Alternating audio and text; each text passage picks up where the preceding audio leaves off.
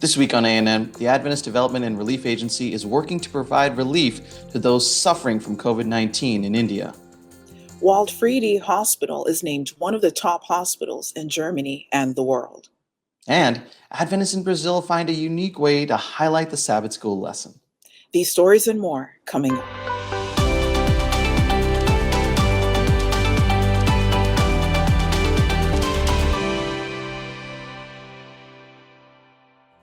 Thank you so much for joining us this week.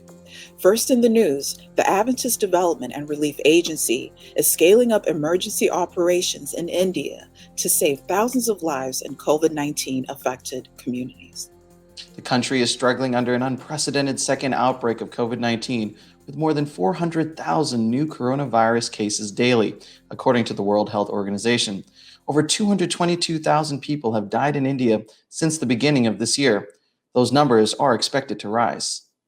Adra's emergency response team is working on the ground to ensure COVID-19 critically ill patients have immediate access to oxygen to survive the crisis. The International Humanitarian Agency is donating an oxygen generation plant to provide relief to affected patients. Adra is partnering with Adventist hospitals, the Adventist Church, and other trusted partners to establish the on-site oxygen generator plant. A life-saving gas system will provide COVID-19 patients with a secure and constant source of oxygen instead of relying on manufacturers who cannot meet the demand due to the massive surge in coronavirus cases. President of Adra International, Michael Kruger, says the pandemic is far from over. We are praying for the people of India and also speeding up our emergency efforts to bring immediate relief to the most affected communities. Adra is working tirelessly against COVID-19 to make sure that lives are saved and the right help is delivered quickly to so many communities ravaged by this pandemic. We are grateful to the Adventist Church and our donors for their continued support. They are vital partners in our fight against COVID-19 around the world.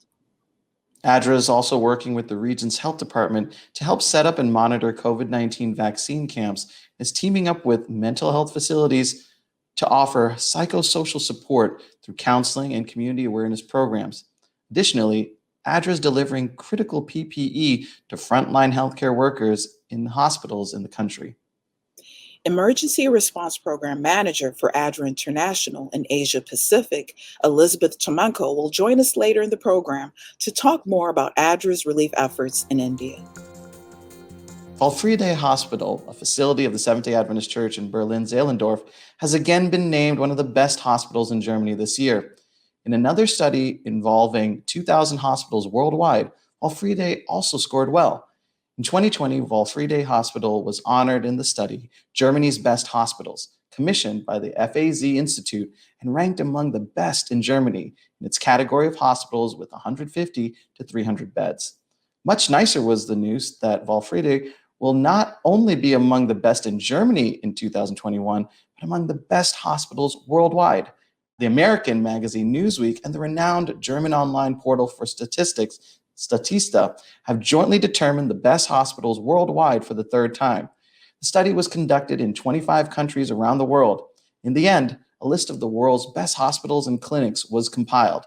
The 2,000 hospitals named in this list, covering 25 countries, including the USA, Great Britain, Germany, and Canada, stand out for their outstanding services, including respected doctors, first-class care, and state-of-the-art technology. The results are only comparable between hospitals in the same country, as different sources of patient experience and medical benchmark indicators were examined in each country. Out of 220 hospitals awarded in Germany, Waldfriede took 122nd place. For more information on this story, visit news.eud.adventist.org. For the first time, the Seventh-day Adventist Church for the Central North region of Espírito Santo in Brazil has broadcast a new program to test knowledge of the Adventist Church's Sabbath school lesson. Bom de Lição, or A Good Lesson, debuted on the official networks of Associação Espírito Santense on Friday, April 30. Inspired by the Bom de Biblia program on TV Novo Tempo, Bom de Lição will reward the winner with a trip. The participant who does best in the grand finale, to be held in November, will win a trip to Novo Tempo, the Adventist Church's official broadcast network in Brazil. 89 participants competed online, and the two highest scores took them to first phase. Everton Braun from the Central Temple of Vitoria and Luis Carlos from Chasara de Parela were selected. Divided into three blocks, the live quiz show will feature questions related to the Sabbath school lesson in the first quarter with a theme on the biblical book of Isaiah. In the first block, each participant will need to answer 4 questions, 3 of which are multiple choice, each worth 100 points, and one without alternatives worth 150 points. During the game, each participant will also be able to choose a way to receive help through the guide, the Bible, or a WhatsApp group created by the participant himself. For the second block, each participant will have 60 seconds to correctly answer the most true and false questions. Each correct answer will add 50 points to the scoring system. Finally, the last block will test the competitor's speed. There will be only 5 questions, each worth 200 points. The first to press the button will be able to answer. Some of the questions will also be available for those who are watching, and they will be able to win a small gift. For the first time in recent history, every Pathfinder club from across the South New Zealand Conference was represented at a single event, with more than 180 Pathfinders joining together for a Pathfinder Rally camping weekend. On Friday, April 23, the club set up camp at Pascal Park in Christchurch. They participated in an early morning Sabbath parade that led to church service at an amphitheater on site, followed by Sabbath school at their tenting sites. The theme for the weekend was Find Your Path, with guest speakers Lance Bolton, who serves as youth director for South New Zealand, and Mervyn Brown, who serves as youth director for the Adventist Church in Fiji. Their presentations were engaging and theatrical. On Saturday night, the Pathfinders finished their program early with hot chocolate and cookies in preparation to wake up at 4 a.m. to attend the Christchurch dawn service. 4 buses arrived at 4:45 a.m. and Pathfinders and district directors boarded. The Pathfinders were joined by 21 adventurers from the Fijian church, bringing the total number of people marching to more than 200. Pathfinder Director for the South New Zealand Conference, Edwina Davis, said, "I would like to commend our Pathfinders for attending during the school holidays. And I'd like to thank our SNZ district directors for their support, as without them, events like this wouldn't happen. Their passion and love for the Pathfinder ministry is outstanding." Coming up, as we reported, the nation of India has been hit by the COVID-19 pandemic, and Adra is here to help. We sit down with Elizabeth Tomenko from Adra International to talk about the situation in India, how Adra is helping, and how you can get involved.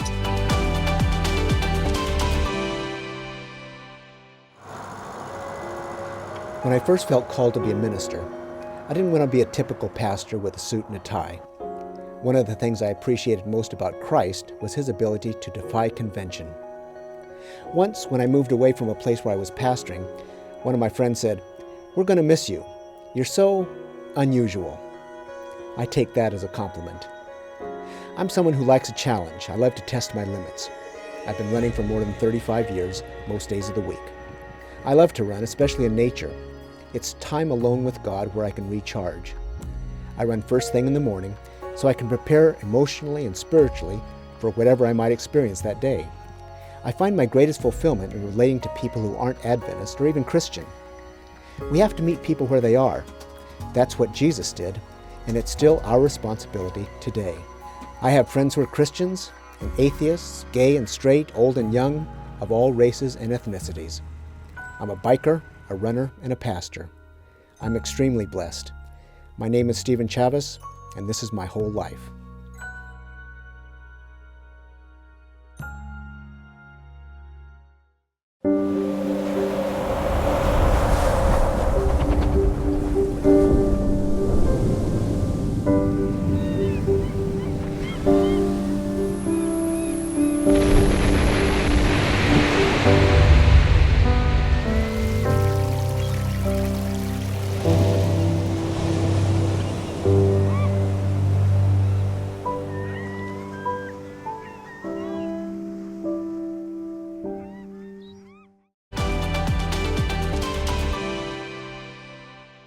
Welcome back. As we talked about earlier in the program, the Adventist Development and Relief Agency, or ADRA, is on the front lines working with those suffering from COVID-19 in India.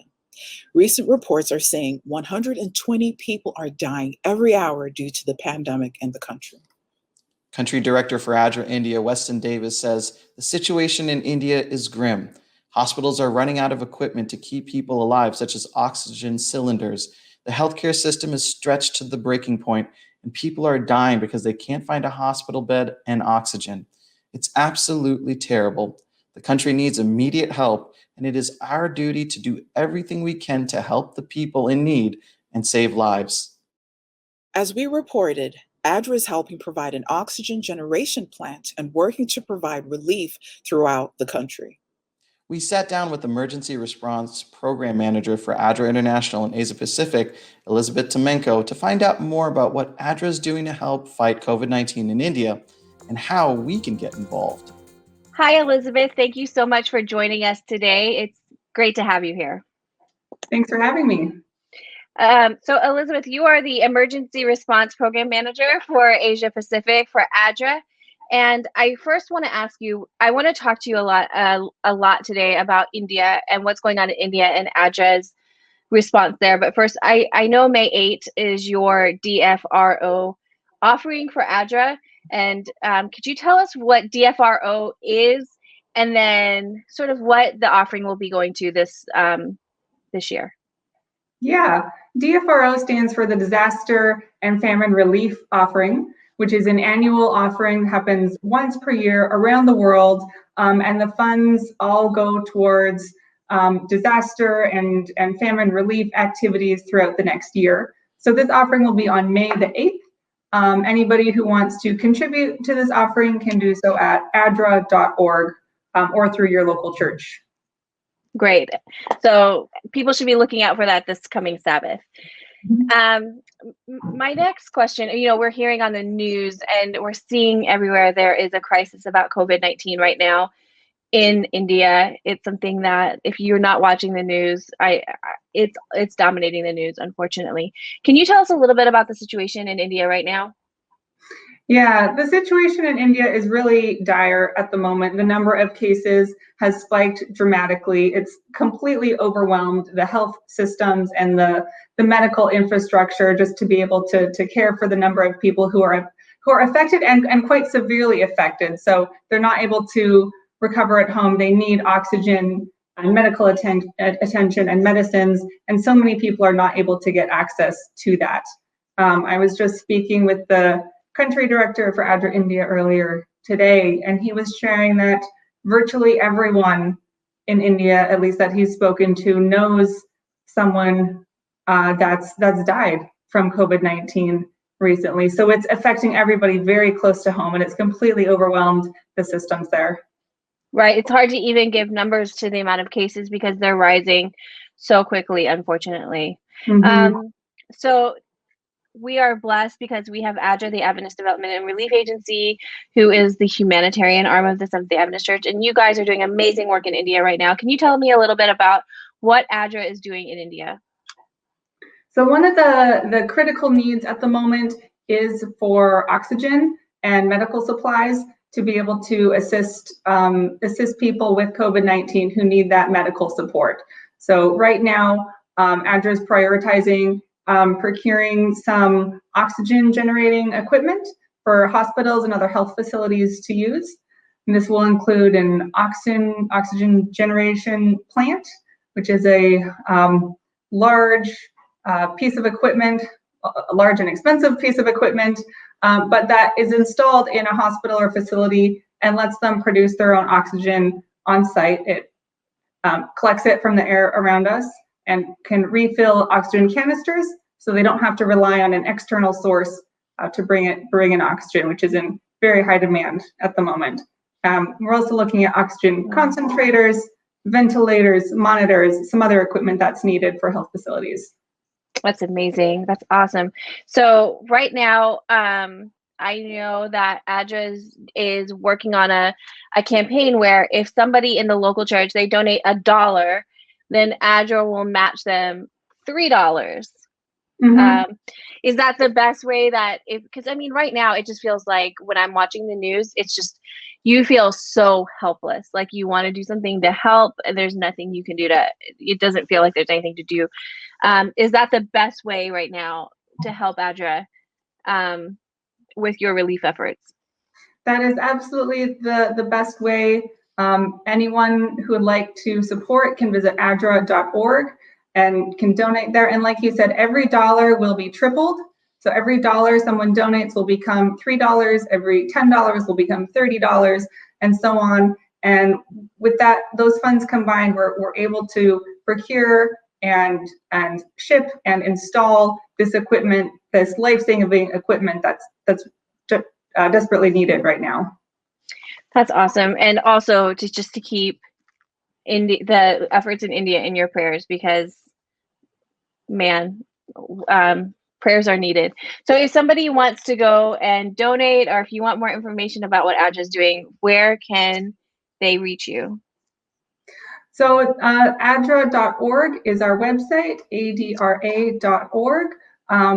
There is a link there to donate. There's also links to some of the latest information and updates on what we're doing and how we're supporting communities that are affected in India right now.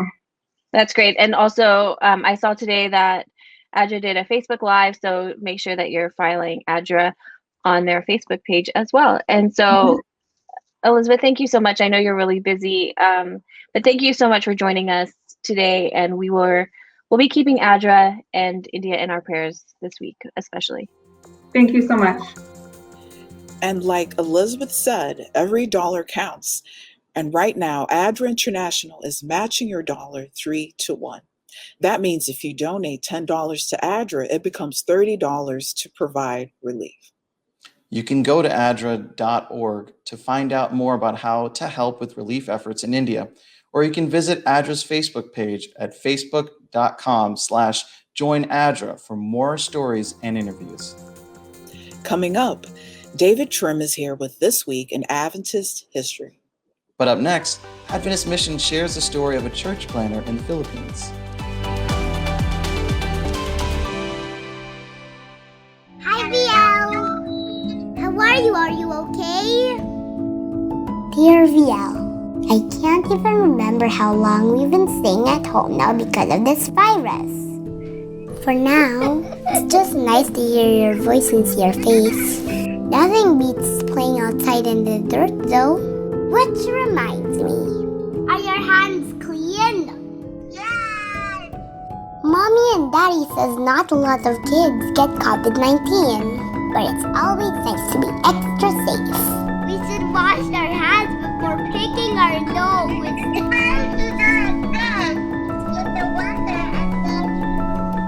Washing our hands protects us, but it also keeps us from spreading the virus in case we touch something dirty. Let's always be clean and safe, okay? Love, Joey. We may look, pray, read, think, worship, sing, and share differently, but we all look forward to the Sabbath. And we all look forward to the future when Jesus will come again. With this message in mind, we arrived at a core component for a new identity system, the creation grid, a simple 7-column structure for layout. The grid is a reference both to the prophetic timeline as well as to the creation week that culminated in the seventh-day Sabbath. The first 6 columns of the grid belong to the designer. They can be filled with anything: text, images, illustrations, patterns, and logos. But the 7th column, the Sabbath column, does not belong to them. It is meant to be different and special. Regardless of what or where you are designing, you can always find information to help you communicate that we are all Seventh-day Adventists.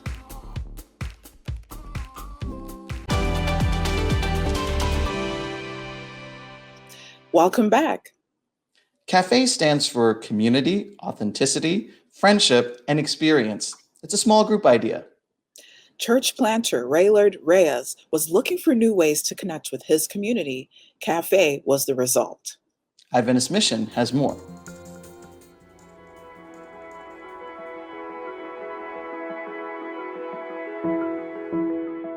Hi, good morning. I'm Raylord Reyes. I'm a church planter here in Manila, Philippines, coordinating church planting in our conference. I have been involved in church planting in the past 7 years, and I planted a young adult church here in Manila that has different locations and meeting in different locations. I was able to utilize social media to begin with in my church planting journey. I started connecting with people in the city through social media. Started looking for groups I could connect with. And in the process, I came across this application called Meetup. It also has a website. Meetup or meetup.com is a place where different groups connect to each other. If you go to this app, if you download this app or if you go to this website, you'll find different meetup groups. And so I started looking for groups I can connect with. Most of the groups here are organized by unchurched and secular people. So I started connecting with these people until I realized I could actually also start my own meetup or my own meetup group. That's when I started organizing this group called Cafe Life. Cafe stands for Community, Authenticity, Friendship, and Experience. It's a small group idea, and so we started connecting with different people. The idea is really to connect with young professionals and open an avenue for young professionals to connect with, hang out after work. So I started putting that on Meetup, and I was surprised. Young professionals, young adults started, showing up in our Meetup groups, and so we started connecting with a lot of young professionals. That's how the church plant that we planted started. Through that, we were able to connect with a broader demographic, mostly unchurched and secular. And through this application, through the Meetup, we were inspired to also form or to also come up with our own app. So my team, who are mostly young adults and young professionals, started developing this app called Cafe Life. So it's also available for download for iOS and Google or Android phones. When you download this app, this Cafe Life, you will find a list of different groups meeting in the city, and these groups are being led and coordinated by our members. And you would also see different discussion groups or different discussion guides as this is being used by our groups meeting in different places. Up until today, our church utilizes the use of social media to connect with a lot of people. We have small groups meeting in Zoom or Google Meet, and we are still meeting more new people through social media.